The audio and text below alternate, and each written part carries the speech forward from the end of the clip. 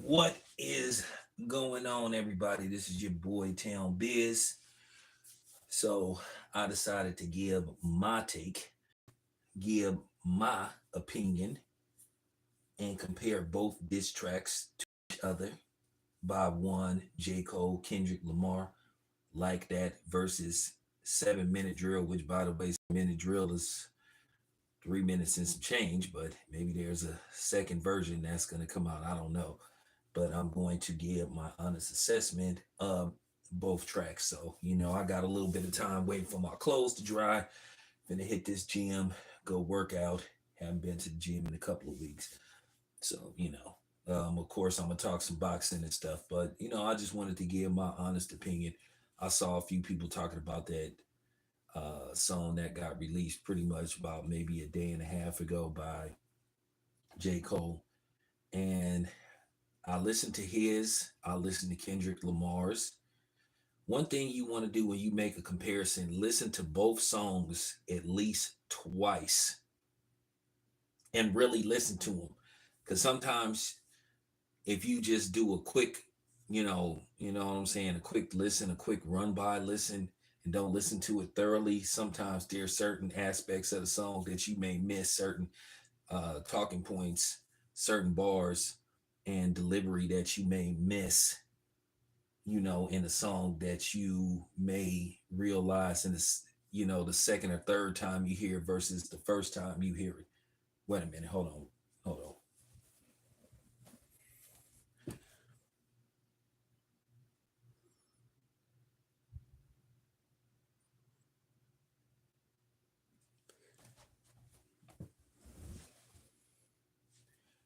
Now, listening to Like That versus 7 Minute Drill by far, and I'm not trying to, disrespect one artist compared to the other, but I have to say, if, it was a contest, you took a poll and judged by just listening to both tracks, in all likelihood, you might would go in all likelihood with Kendrick.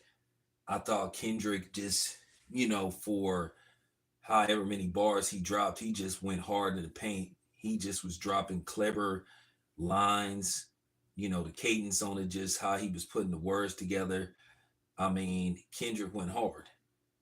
J. Cole, you listen to his song, he was doing what he always do, you know, spit good lyrics, you know, but J. Cole has always been a great lyricist.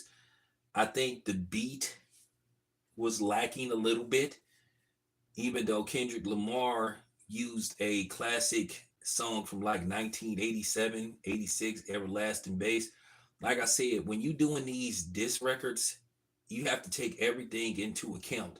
You have to take the beat, you have to take, the delivery, you have to really listen to the lyrics, you have to listen to the scenarios, you have to have a vision of the song. And listening to J. Cole versus Kendrick Lamar, it seemed like J. Cole was trying to, respond and be a gentleman at the same time where Kendrick Lamar like went vicious. And it basically shows you that Kendrick Lamar, he underrated as a battle rapper, but he proved that he can hold his own because he's done this before where he dropped bars and stuff, dropped diss records, or just saying, hey, I'm coming for all you guys, you know. And then keep in mind, Kendrick Lamar is from Compton. J. Cole, I think, is from somewhere in North Carolina. And Kendrick Lamar do have that Paru, affiliation. Now he's never really like what you would call banged a set, but most of his people is, Paru. You know, he spoke on it on a song I think called Ask About Me, something like that. That was from like his first. Now J. Cole, he did drop a line that was kind of cool where he compared all of Kendrick Lamar's albums, and said he reached his peak. I guess when he put out the Damn album, which by the way, that was a dope album. But the second album, I think one of the greatest songs that came out within the last 10 years is, I mean, he was spitting on that song like how much a dollar cost. That song was fire. Underrated, very underrated song by Kendrick Lamar. When you listen to modern day artists that have came out within the last, Kendrick Lamar, I think came out around maybe you started hearing about him. He been rapping for a while, but he really started to make his waves around. You started to really hear about him around like 2010, 2011. That's when and then he put out his first album. And yeah, you knew this dude was like, yeah. I think if Kendrick Lamar had came out like probably maybe 10 years earlier, he probably would have been, like I said, as far as stature go, he would have been up there. But when Kendrick Lamar came out, records wasn't what they were. People wasn't going out to buy CDs and all that kind of stuff. So that was starting to die down. If he had came out like in the early or mid 2000s, you would have probably seen the impact that Kendrick Lamar could have made. And I think the same would have went for Nipsey. Nipsey didn't really put out his first official album till like 2019, but he made a whole bunch of mixtapes, mailbox money, and some stuff before that. And he did mixtapes with other artists. He worked with, the thing about Nipsey, he worked with people from other sets, he worked with blood rappers as well as Crip rappers. But, you know, um, I just think Kendrick, like I said, if he had came out, you know, you can't, at the end of the day, he can't help when he was born. But if Kendrick Lamar came out like in the late 90s, the early 2000s, or something like that, man, I'm telling you, Kendrick Lamar would be where, what I'm saying, he would be legendary. He would be more legendary than what he is now. But he just spit fire on that song. And like I said before, and this is no diss to J. Cole, because J. Cole had made good music as well. But bar for bar, just like breaking down the songs and just being honest, my honest assessment, and you can disagree with me, that's fine. I'm not going to sit up here and say, oh man, you're wrong, screw you, because you disagree with me. If you think J. Cole's song was better, hey, no problem. But I thought that Kendrick Lamar's song was miles ahead of J. Cole's. It just seemed like J. Cole was responding, but he was just trying to be like nice at the same time. He was, spitting, but he wasn't spitting no fire. It just sounded to a certain degree like a regular J. Cole song, to just be honest with you. Just sound like what he do on the norm.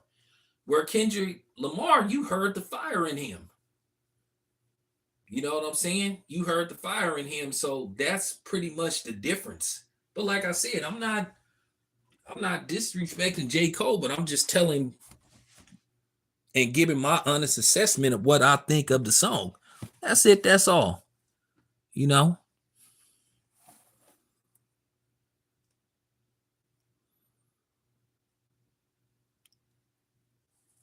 Hold on. Wait a minute.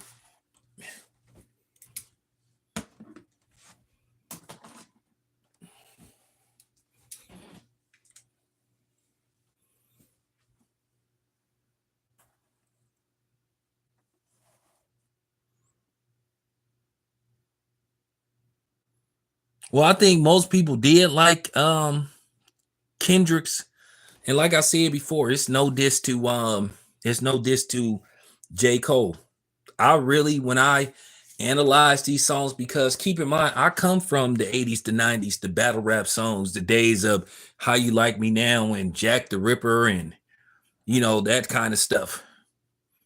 When people was really battling, you know, you know, so I know about this kind of stuff. This is like my area of expertise. And I was listening to Yuck Mouth talking about it on his podcast.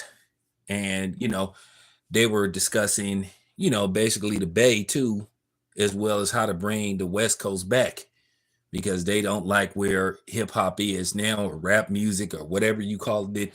I don't know what this stuff is that's out now, but it definitely ain't rap music. So when I hear people say, "Oh, so and so is a rapper," and then I go listen to his songs and he doing this singing slash rhyming stuff and auto tune stuff, I kind of don't like to consider those dudes rappers, especially if they using a lot of auto tunes and that kind of stuff. Because like I said, I'm 49 years old. I'm gonna be 50 in September. Like I said, I come from the days where people really used to write.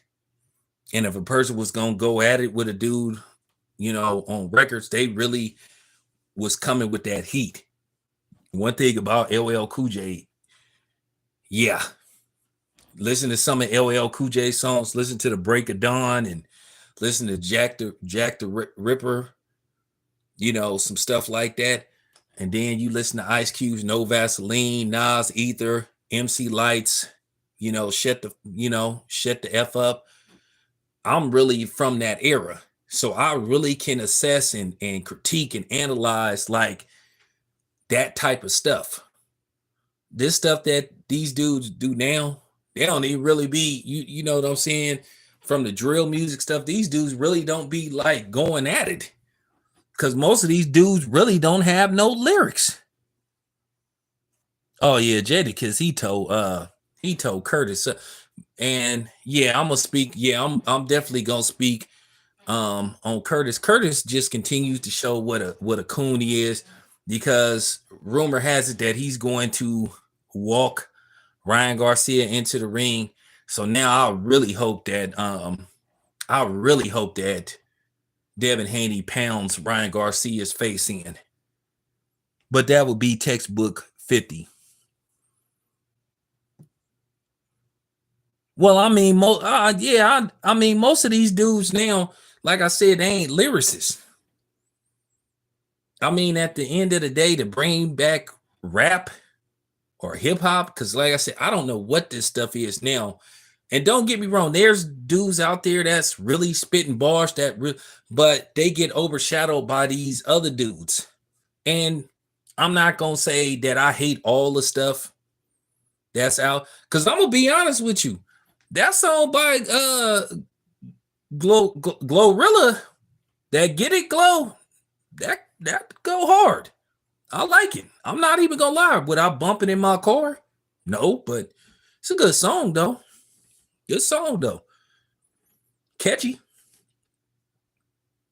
Kind of it. I'm not gonna lie. It's a rendition to throwback Memphis, Memphis music, Memphis hip hop. At least Glorilla really tried to rap, but I mean, she's still caught up in the whole, you know, promiscuous thing. But then sometimes she do drop hot bars and stuff. She do drop good lyrics and stuff, but she's still caught up in that same city girls type of thing, though. You know, I know a lot of people used to talk about Jean Grey and how good she was, but um, well, not enough body of work, you know. So I'm just saying.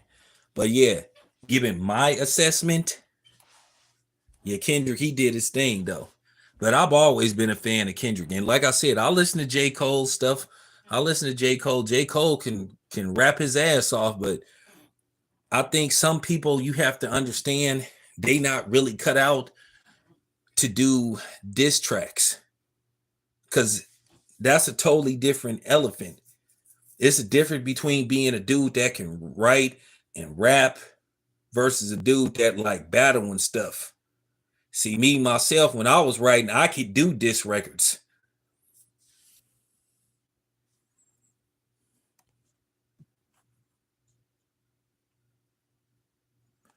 The good times thing. I'm gonna speak on that. I'm gonna speak on that because I'm just doing more research, and I know uh one particular Golden State Warriors served as an executive producer, and he need to address that immediately. And I'm talking about one Stephen Curry. But that good times, yeah, I'm gonna address that. I'm gonna address a lot of things because I'm not done with Curtis neither.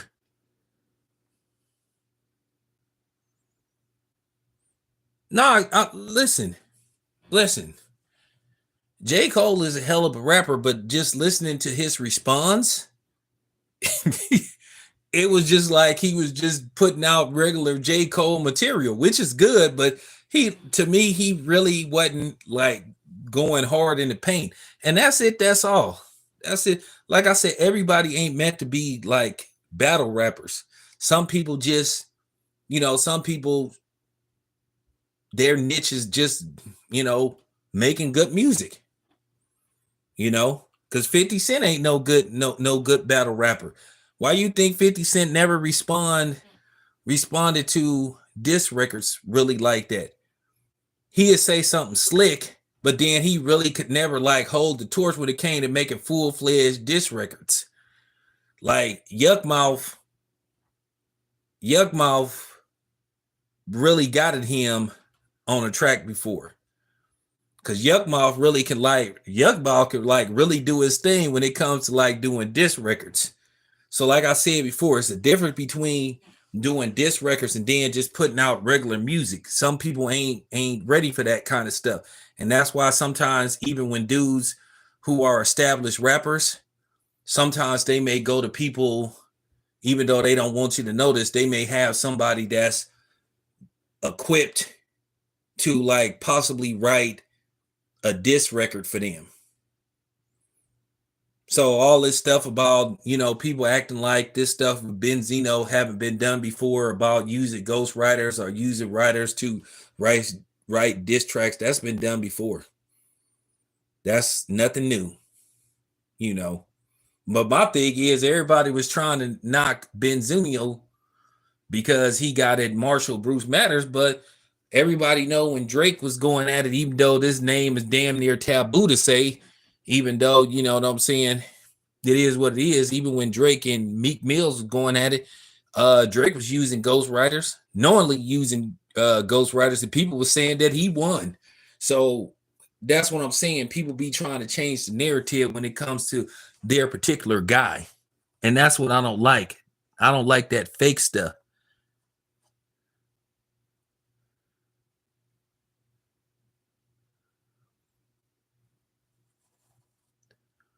DJ Quick, Dollars and Cents.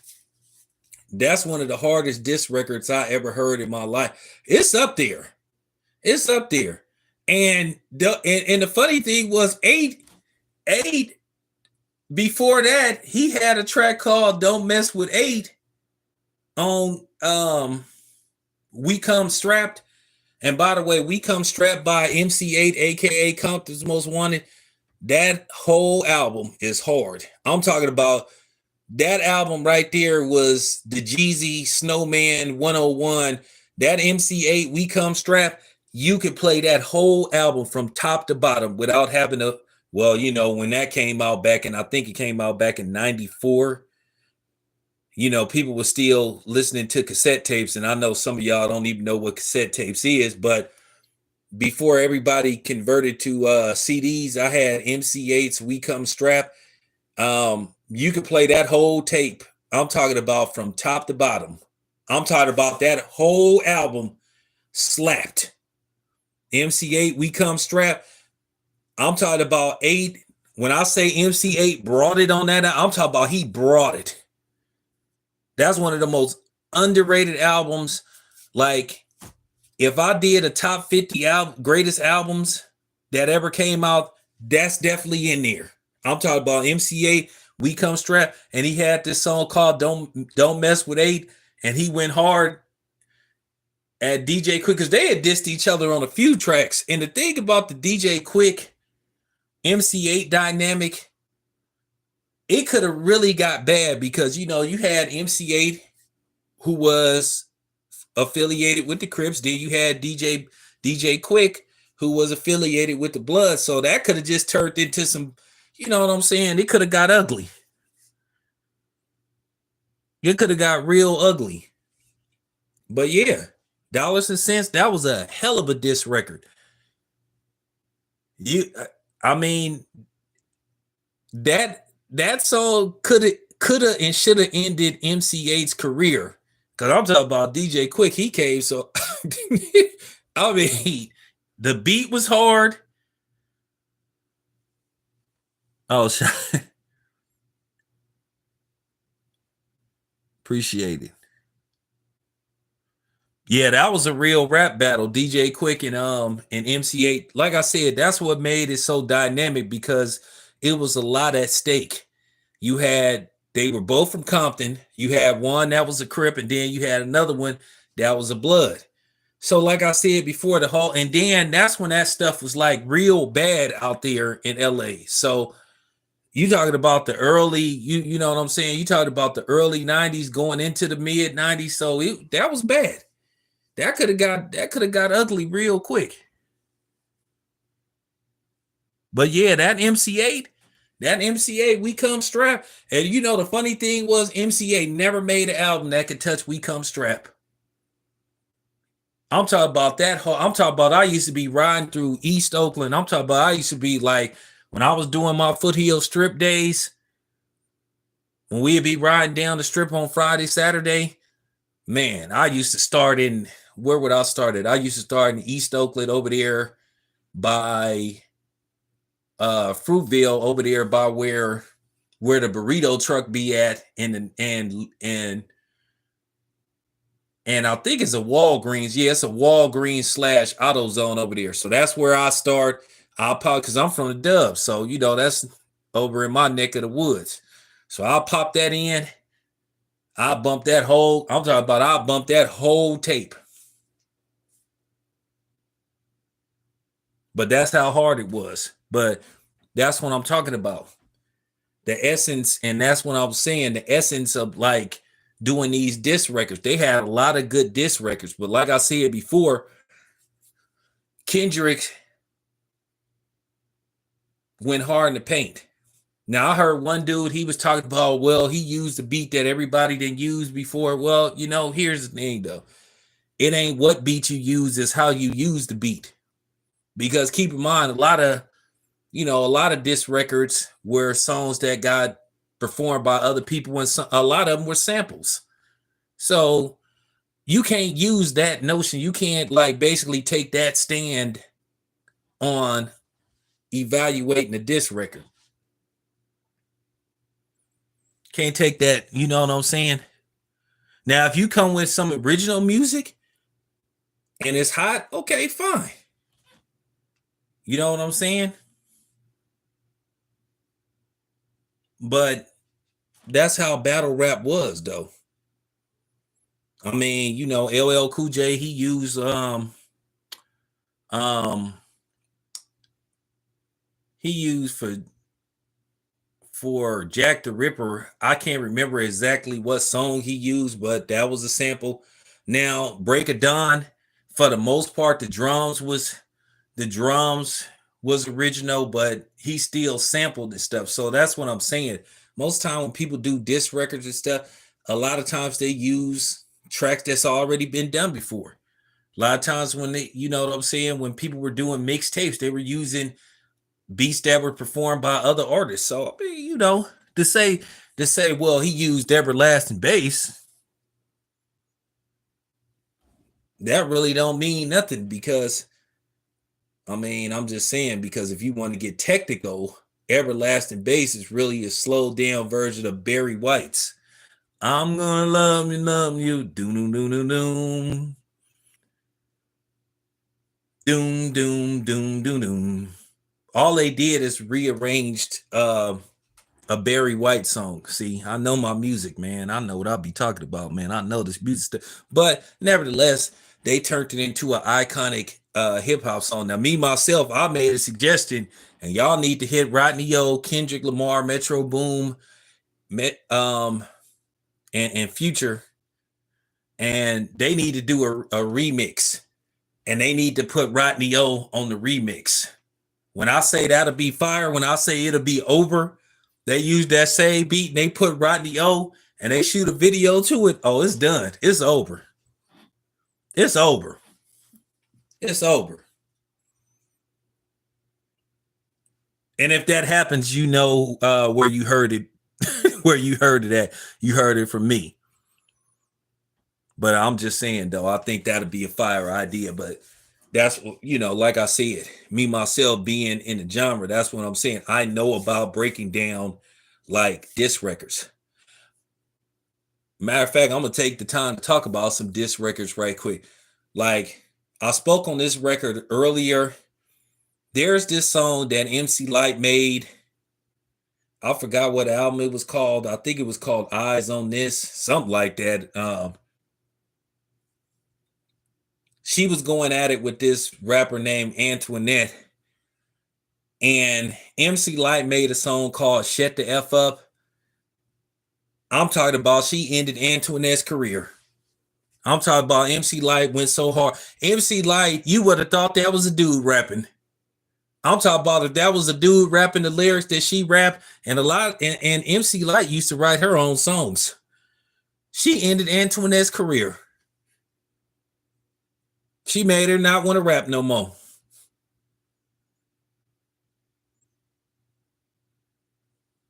So I'm just saying. Then you look at Ice Cube, No Vaseline. It was funny.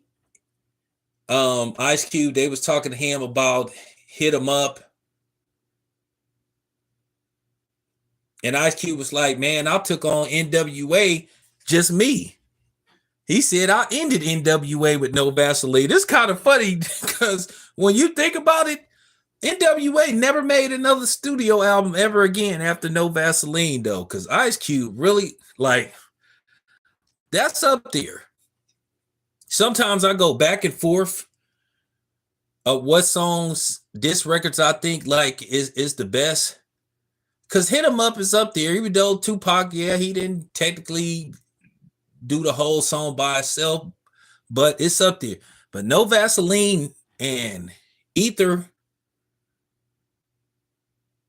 I mean, Jay-Z had to sit for like a year and a half that song was so vicious towards him. And NWA never made another studio album. They never made another studio album ever again after No Vaseline.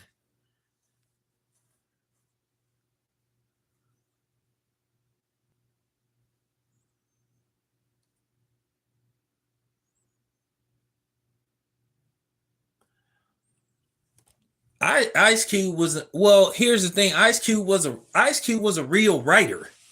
So, and Ice Cube had a degree like in engineering or something. Ice Cube, like what a lot of people don't know, Ice Cube went away, I think, for a little while. He got some kind of degree or something in like engineering, and that's why Ice Cube is a real smart dude. And E40, those are who from the Bay. E40 went to college. E40 went to like college. I forgot what college E40 went to, but I think he went to college in the South somewhere. I forgot where E40 said he went to college at. I think him, B Legit, and D Shot all went to college. I think Sugar T did too, which ain't nothing wrong with that because T Grizzly went to college. Hey, you get all the knowledge you can.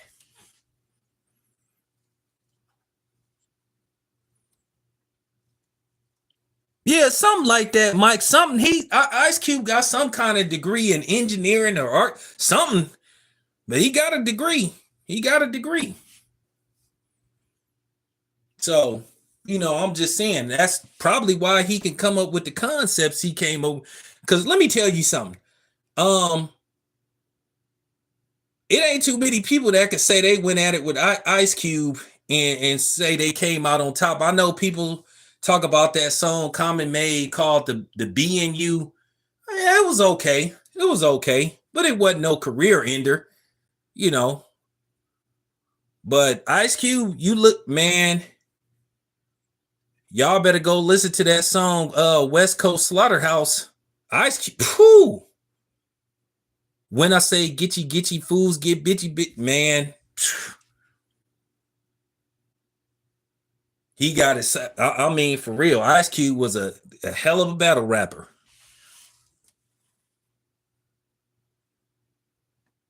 Yeah, that's what I keep saying. Ice Cube got some kind of degree. I could, which hey, ain't nothing wrong with that.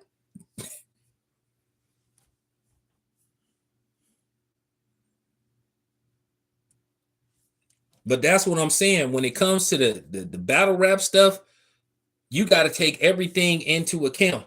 This is why I keep trying to tell everybody when we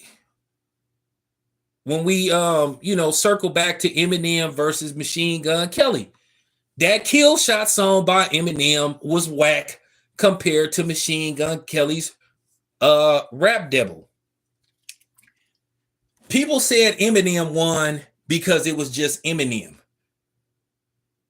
They really didn't listen to the lyrics. They really didn't listen. See, y'all remember when I broke down that song, I compared those songs. I listened to both of them carefully. And the only one who told the truth and said which record that if you really understood lyrics and Caden's presentation, cleverness, you would see that Machine Gun Kelly song was better. Now, we finna really, now this is a diss song. We finna do this right here and right now because this always seems to be a controversial subject. So everybody, I'm gonna give y'all like exactly 60 seconds. Get your thoughts together because we finna talk about this right now. I'm glad y'all here. Speaking of diss records, we really finna talk about this because this is one of the most controversial like rap battles over the last 20 plus years. So I'm gonna give everybody 60 seconds to regroup. You know what I'm saying? Everybody get your thoughts together, get your notes together, and some of y'all need a few minutes to like really think about this. Hold on, I'll be back in 60 seconds. I'm serious. I'm gonna let everybody like take a breather because we finna discuss this right now since we talking about battle raps.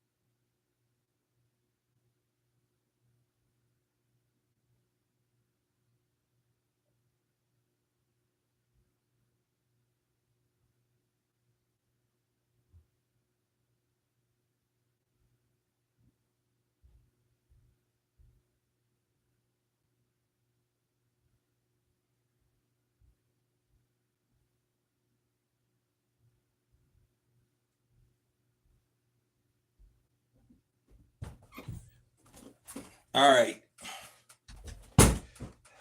All right. So let's get it. One of the most controversial rap battles, beefs, whatever you want to call it. To this day, this is one of the most controversial subjects in the history rap about who won, who did what, who did this. And of course, we are talking about LL Cool J versus Cannabis. As you guys know, Cannabis and LL Cool J went back and forth. Cannabis came with a vicious, and I mean vicious, diss towards LL Cool J. And we know LL Cool J is one of the greatest battle rappers that ever lived. To this day, there's still controversy about who actually won the battle.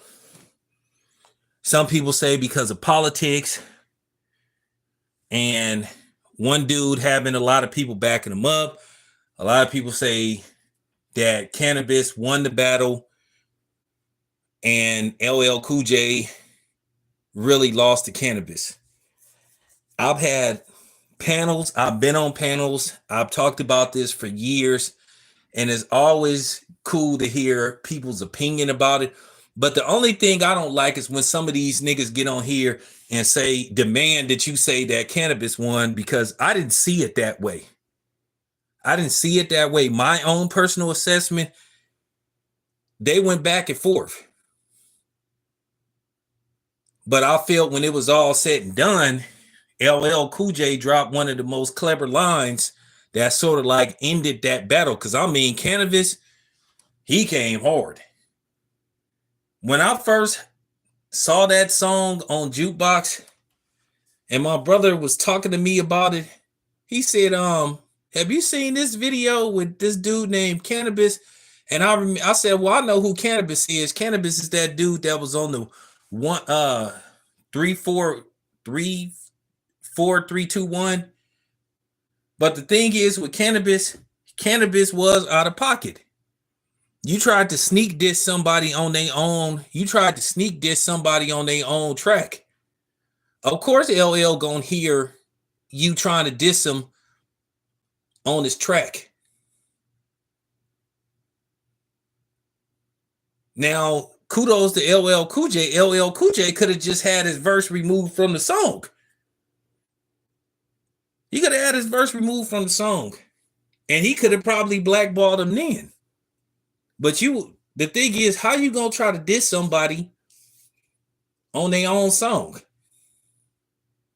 over basically a tattoo? Because this is what all this really started over a tattoo, where LL Cool J had the tattoo with the microphone on it. So Cannabis said he wanted to get one exactly like LL Cool J. LL Cool J kind of like, he tried to sun him a little bit and say, nah, dude, because that was real personal, that kind of stuff. People back then was like, okay, if I do something like that, kind of like go your own direction. And LL felt like Cannabis was kind of like trying to disrespect him. So Cannabis got on the 4-3-2-1 song, and y'all know what he said. So then LL Cool J, I guess, he heard Cannabis part, he heard Cannabis verse. So that's why LL Cool J got at him. If you listen to him on the 4-3-2-1, LL Cool J kind of like bodied him a little bit on that song when he said, tell Shorty with the big mouth, the bank is closed. And at first, I didn't even know LL was talking about him till I went back and looked at the video, and then I went back and listened to the lyrics. I said, okay, so he talking about Cannabis on this song. So then Cannabis, I guess, got mad. I ain't gonna say he got in his feelings, but at the end of the day, when you think about it, Cannabis was out of pocket. I'm LL Cool J. I'm an established rapper. I'm an icon. I'm a trendsetter. You supposed to respect me. I'm giving you an opportunity by putting you on a track. And I'm putting you on a track with some heavyweights, some established heavyweights. I'm putting you on a track with some of the greatest. I'm putting you on a track with DMX. DMX, one of the very few rappers whose first and second album debuted #1 and put out 2 albums within 8 months of each other. And they both debuted #1. So I want y'all to think about that. Think about that. And that's the problem with a lot of these young niggas today. They don't appreciate an opportunity when it comes their way. They don't appreciate it. So here it comes. All right. I'm giving you an opportunity. I'm putting you on a track. Once again, with the greatest that ever did it. Redman. You talking about being on the track with like arguably, probably all of them together is at least in the top 15, 20 greatest MCs. You on the track with Redman. Who Eminem stole a lot of material from. Method Man. DMX. And of course, LL Cool J. You come on my track and you trying to sneak diss me, and I'm giving you the opportunity and you trying to sneak diss me, okay, you doing too much. So, okay, I'm going to shut it down. So, Cannabis, he wrote Second Round KO. And like I said, he got an LL. I was like, damn. I was thinking about, like, damn, LL, he got to come back with something. So LL, he came back with LL came back with two solid diss tracks, both on the Mr. Smith album, or was it called Jane? What was it? Not Mr. Smith. It was called damn, what was that album called? Not Mr. Smith. It was the album wasn't Phenomenon. I forgot what that album was called. I forgot what that album. But LL came with two diss tracks, and he kind of like was getting that Cannabis, and then he had another one, and the song was called LL Cool J. He say F Cannabis, I bodied them. What was that? Oh, the gold. There you go.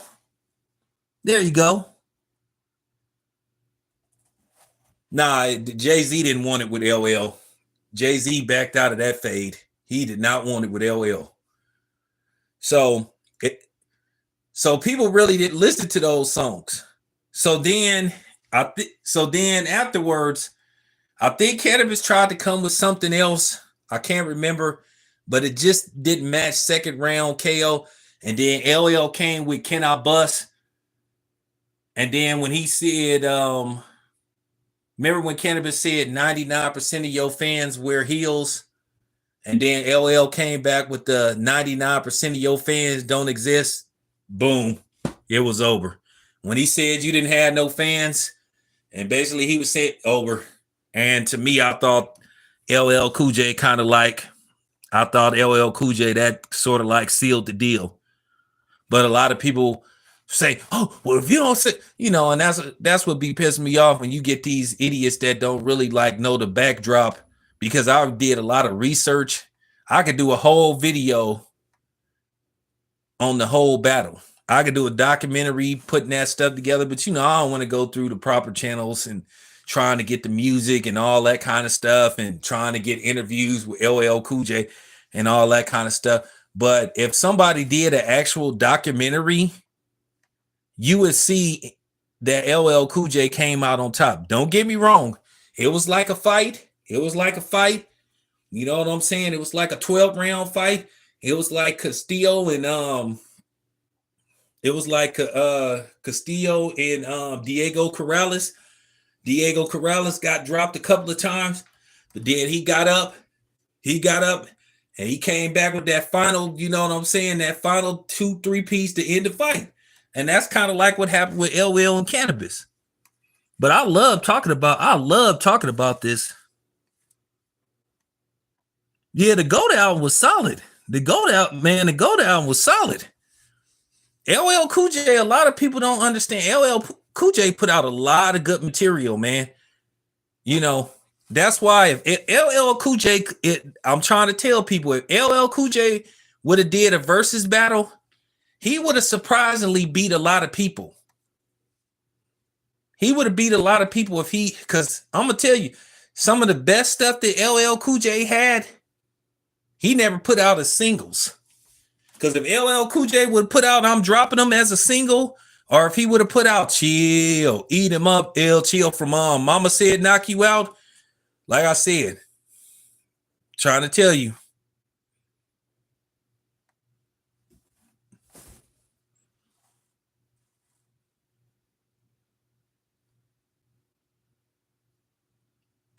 Oh, Cannabis has some. Well, I don't know. I never really followed Cannabis after that, but like I said before, LL Cool J, he kind of like that was kind of like, and that's what I've said.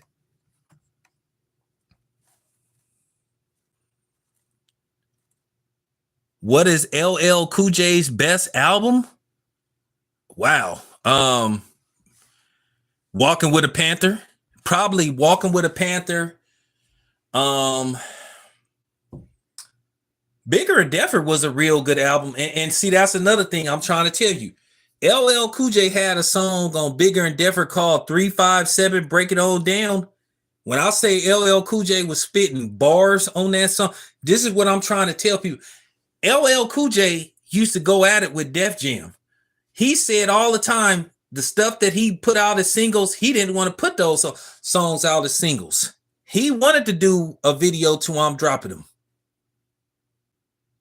Because when I say I'm Dropping Them is one of the hardest LL Cool J songs, he say, brace yourself, I'm the ace with grace, and I'm a win the rate to make it feel disgrace. In any case, yo, I'm moving like a steeplechase. MC Soldiers about...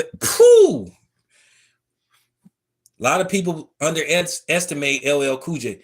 Then LL Cool J on that album 10, if he would have put a video out to that song called So Amazing, produced by Pharrell, would have been a rap. So would have been a rap. I'm talking about that was like, I'm like, so that's what I'm trying to say about LL Cool J. The songs that LL Cool J didn't release as singles, if he would have released some of these tracks as singles that show more of his hardcore side, trying to tell you, would have been dangerous.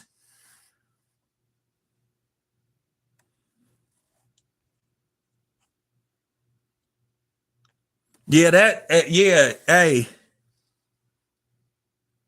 Yeah, hey, Marquis, remember the album cover to to How You Like Me Now, where he basically had that Jeep and it was like what I don't understand, I never understood this about How You Like Me Now when he said you took my style and I'm taking it back, because LL did not sound remotely like Kool Moe Dee, so I never understood where that came from. That album cover was funny as hell. I never understood where that came from, where he say, double tape on, and I got you 3 seconds later. I got you shaking your head, dancing instead. Just like what he say? It happened to James like it happened to me. How you think it feels to see another MC get paid using my rap style, and I'm playing the background? Meanwhile, I ain't with that. You can forget that. You took my style. I'm taking it back, coming back. Let return to the Jedi. Sucker MCs in the place that said I can only rock, rhyme, and cry, and now man, I did not hear no LL Cool J and any Kool Moe Dee song. I don't even know where that came from. Oh, that would listen. I'm gonna be honest with you. I'm going with LL pretty much damn near in the battle with anybody. Pretty much. I mean, Big Daddy Kane could rap though, but I never saw Big Daddy Kane as no battle rapper. I know people said he could battle rap, but I never really heard Big Daddy Kane like go at it with anybody. I know that him and Rakim had somewhat of a little issue, and Big Daddy Kane said that he had a song where he was going at Rakim that he never put out, and Rakim said that he had a song that he was going at Big Daddy Kane. And I just was like, that would have been interesting. But Big Daddy Kane, he was an underrated rapper too. He was smooth too. Cause Long Live the Kane, that was hard. Long Live the Kane, that was hard. Set it off. Man. Then of course, you know what I'm saying, the song that started it all. Man, sometimes I wish I could go back in a time machine and go back to the 80s, the early 90s. You know what I'm saying? Because I mean, life back then for us black folks, we was kind of like, we was feeling each other. We was like growing into manhood and stuff. It was just like, it was like a unison we had, you know, growing up in that hip hop era. Because I don't know what's going on now. This shit that you see it now with black people, you just be like, you still wonder where did it go wrong. You got some of these rappers wearing thongs and nail polish and all that kind of stuff. And Yuckmouth was talking about that too. We need to bring all that stuff back. I miss the days of Gangstar. You know, these are the words that are manifest. I miss the days of Gangstar, MC Light, Special Ed, Kid and Play. You know what I'm saying? One thing growing up, you know, that's what I liked about the hip hop era. That's why they say the 90s is the golden era, because you had all these different acts from 3 Times Dope, which by the way, they actually was in like the late 80s. You know what I'm saying? 3 Times Dope, Funky Dividends, you know, The Greatest Man Alive. Philly, then you had Steady B, Let the Hustlers Play. Then you had Cool C, I Got the Habit. You know what I'm saying? So I missed those days. It was just something about that era of music that was special. And then, you know, that was the East Coast stuff. And then you started to see the emergence of the Ghetto Boys in the 90s and stuff. Then, you know, of course, we was doing our thing. We had a lot of underground hip hop artists out here. We had Richie Rich with 415. Shout out to DJ Daryl. We had 415. We had, of course, Too Short. When I really think about it, I hate how MC Hammer got did by a lot of the artists. You had, you know, we had our own thing. Then, of course, you know, you had the Ice Cubes, the NWAs, the Eazy-E's. And then, you know, other people would come along. Like I said, in the early 90s, the Compton's Most Wanted and guys like that. It was just like really special back then. That's what I liked about the variety that we had. And nothing wasn't wrong with what Kid and Play was doing. Because Kid and Play used to be cool. I used to like that song. I had Kid and Play's first album. I had the second album too. Kid and Play had a heater called Energy. I used to love that song. They used to play that. If you ain't from the Bay Area, they used to have this local music network. It was called Soul Beat. You know, shout out to Chuck Johnson. Somebody need to make a movie about Soul Beat.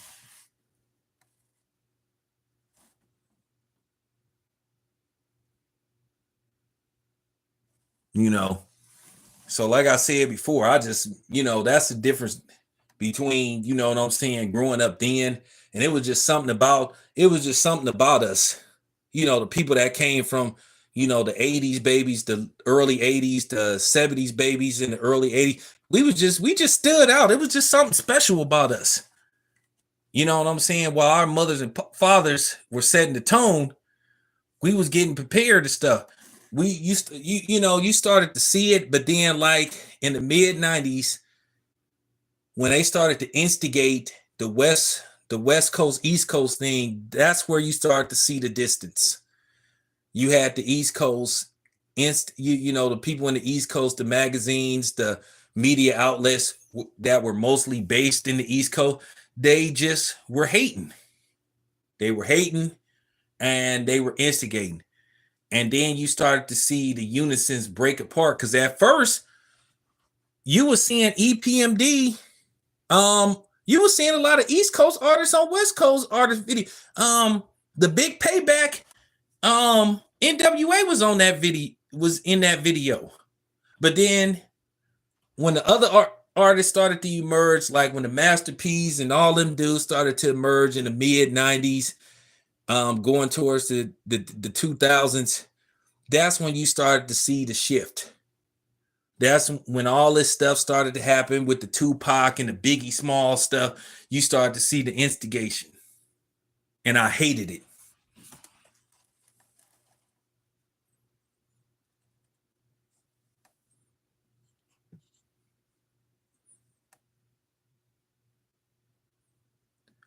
Yeah, what they did was that what they did with that, they used reverse psychology.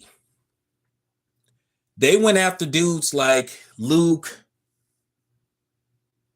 And by the way, the Two Live Crew, and I'm about to end this stream. By the way, the Two Live Crew's nasty as we want to be.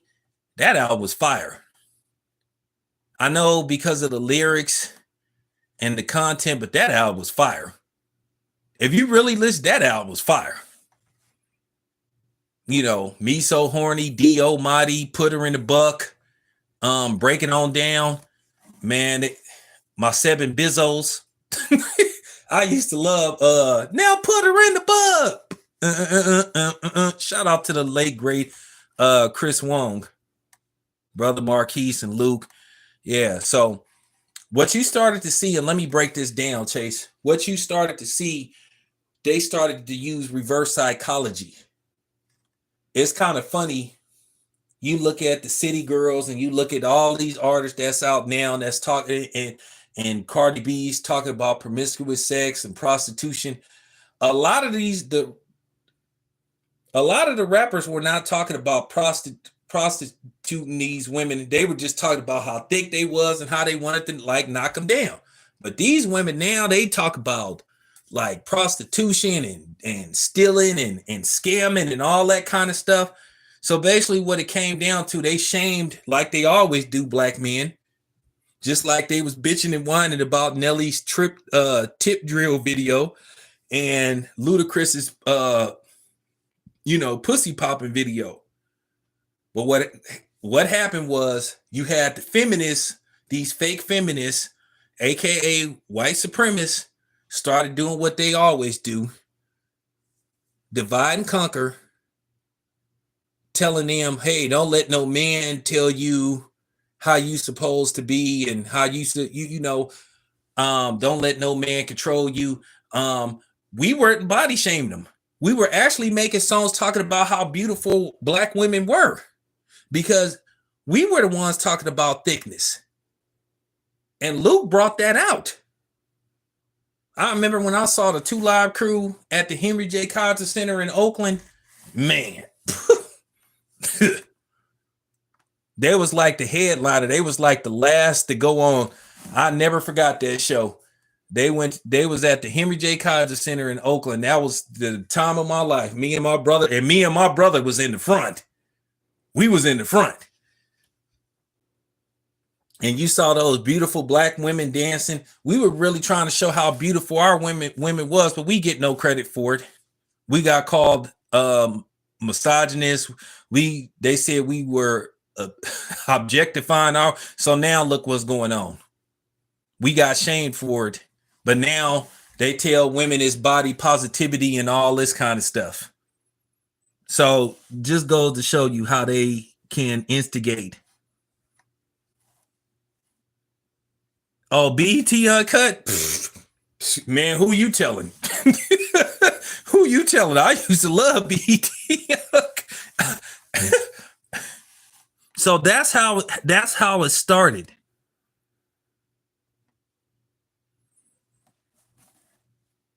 Man, Luke, listen. Luke had niggas. Luther Campbell, I can tell you this much. Luther Campbell was the nigga in Miami. He was the nigga in Miami. I can tell you right now, you couldn't do nothing in Miami without Luke Campbell knowing about it or having to go through Luke. He was that dude. And a lot of rappers found out the hard way. They don't call him Uncle Luke for nothing. I told you, I know about this stuff. Like I said before, I knew about the Biggie Smalls and the E40 thing like 2 days before it broke, you know what I'm saying, before it hit the streets, like before it really broke wild, before it like it was everywhere. You know what I'm saying? I mean, that was 20 something years ago. It happened. I mean, you know, but I knew about it. Cause like I said, I knew people from everywhere. And this is before social media. There ain't no internet, but you know, you get a phone call from this guy call you, he may three-way you. So like I said, I knew about the E40 Biggie Smalls thing. I've been knew about it. I knew about it when it first happened. But nah, Luke was the dude though. Luke was the dude. He was the dude. You know, he was the dude. Like I said before, don't think just because he had, you know, chicks dancing and stuff with their asses out there, you know, you wasn't gonna run into no problems. So I could tell you that for sure. And Luke is still respected in Liberty City, Miami. That's just real. That's just real talk. Just like a lot of niggas that was talking shit about MC Hammer on they on videos and stuff, they found out the hard way about MC Hammer and how MC Hammer rolled. Go look at Fat Joe and E40 talking about MC Hammer.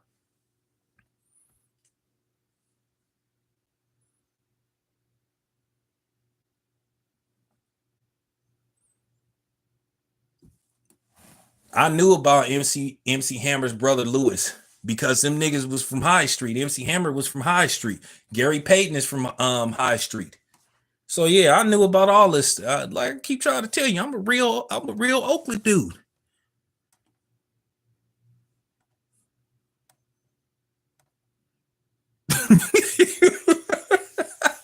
No, but that's what I'm saying. That's how it started, y'all. That's how it started. So you had a bunch of fake feminists basically coming after these black artists. You had C. Dolores Tucker and all this kind of stuff. Calvin Butts saying that we was objectifying and all this kind of stuff, our women and stuff. Now look what did happen. Now it's celebrated. And if we call them out, then all of a sudden we're haters and all this kind of stuff. Just complete bullshit. That's all it was. It was complete. But like I said, a lot of these people took the bait. Now all of a sudden, it seemed like out of every, this is why I can't listen to most of these female rap artists because they talk about pretty much the same thing. I mean, how many damn songs you can make where you talk about you know, selling pussy and prostituting yourself and all this kind of stuff? I mean, like how many? I mean, for real. I mean, at least Yo Yo and MC Light and some of the female artists that was out then, they was actually trying to talk about something. And I know MC Light and Yo Yo, they try to stay on code and they don't want to like put down these black women. But at the end of the day, when you talk to them off camera, they say they disgusted by this stuff. Like I said before, this is what the media do. This is what feminists do. They turn our women against us. And a lot of black women fell for it, as usual. They took the bait. That's why some of them talk the way they talk. They told our women not to respect us, and we didn't deserve their respect, and we was objectifying them. But now they telling them, oh, don't let no man tell you how you should dress and how you supposed to behave. And this is why you have all this crazy stuff that you see now, where you know you got these women now that had got these all these kids, three kids by six possible fathers and all that kind of stuff now. So, there you have it. But anyway, you guys finna get to the gym. Appreciate you guys being here. I'm out.